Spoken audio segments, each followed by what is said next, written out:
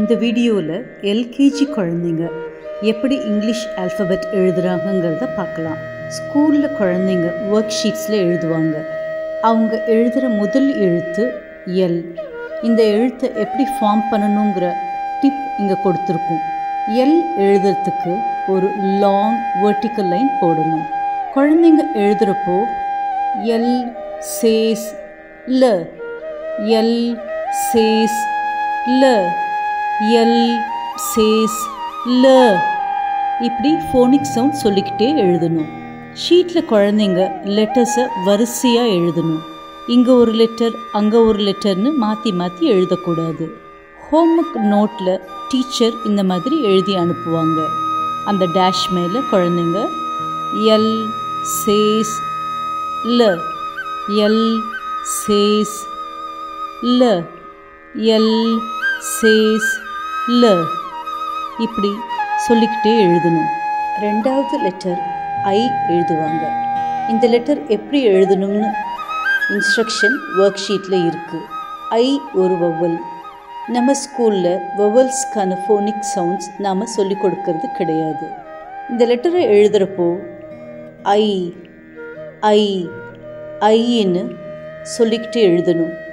Work ஷீட்டில் எழுதிய letters குழந்தைங்க நோட்டில் எழுதி ப்ராக்டிஸ் பண்ணுவாங்க. புதுசாக ஒரு லெட்டர் இன்ட்ரடியூஸ் ஆன பிறகு முந்தைய லெட்டரோட பெயரை சொல்லாமல் வெறும் ஃபோனிக் சவுண்ட் மட்டும் சொல்லிட்டு எழுதணும். ல ல ல, ஐ ஐ ஐ, இப்படி சொல்லிக்கிட்டே எழுதணும். மூணாவது லெட்டர் டி எழுதுவாங்க. இந்த லெட்டர் எப்படி எழுதணுங்கிற இன்ஸ்ட்ரக்ஷன் ஒர்க் ஷீட்ஸில் இருக்குது.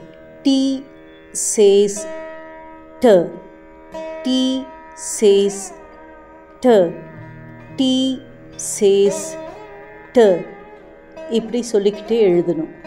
கற்றுக்கிட்ட இந்த 3 லெட்டர்ஸும் குழந்தைங்க நோட் புக்கில் எப்படி எழுதுகிறாங்கன்னு பார்க்கலாம்.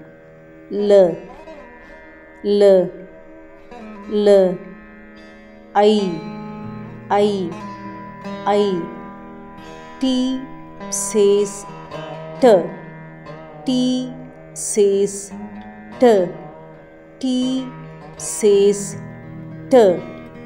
அடுத்ததாக அவங்க எழுதுகிற லெட்டர் சி.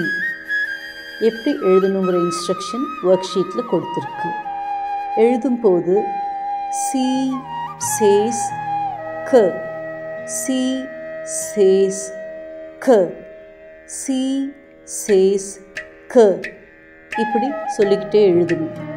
லெட்டர்ஸ் நோட்டில் ப்ராக்டிஸ் பண்ணுறப்போ ல ல, ஐ ஐ, ட ட ட, சி சேஸ் க, சி சேஸ் க, சி சேஸ் க, இப்படி சொல்லிகிட்டே எழுதணும்.